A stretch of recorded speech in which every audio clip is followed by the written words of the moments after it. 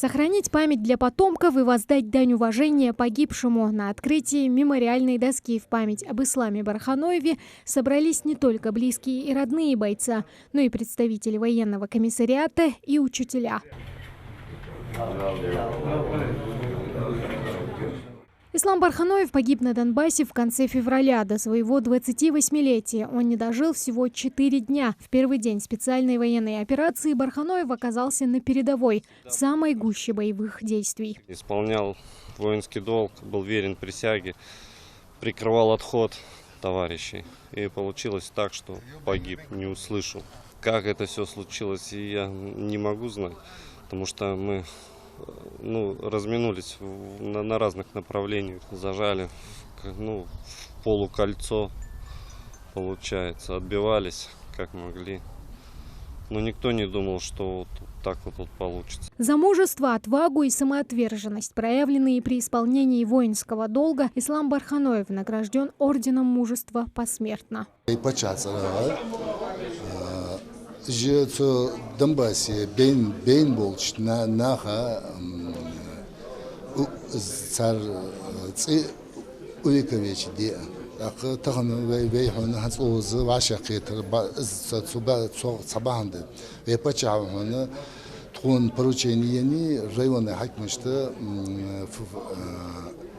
Ханз районный совет депутатов с районной администрации была. Именно эту школу около 10 лет назад закончил Ислам, но учителя до сих пор помнят своего ученика. Для них он навсегда остался смелым и воспитанным юношей, который всегда защищал тех, кто младше и слабее. Очень прилежный, старательный ученик.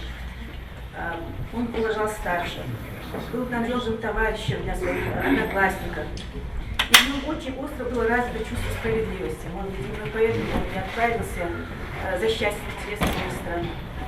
Он стал хорошим примером не только для участия нашей школы, но и для всего подрастающего поколения.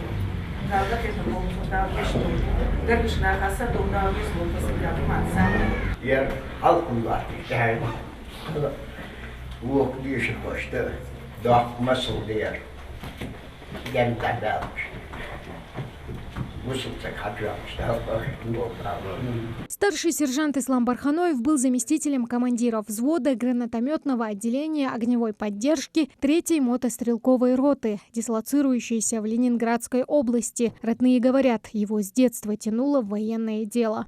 Ислам всегда среди нас отличался тем, что он был всегда смелым, отзывчивым, справедливым, готовым пойти на все, главное добиться поставленной цели, задачи. Хочу поблагодарить всех причастных за то, что они посодействовали тому, чтобы увековечить его память, его имя. Теперь 3-я школа Яндари, где когда-то учился Ислам, будет носить его имя героя, а каждого учащегося с порога будет встречать мемориальная доска в его честь. Тамара Хашагульгова, Ахмед Горбаков, Новости 24.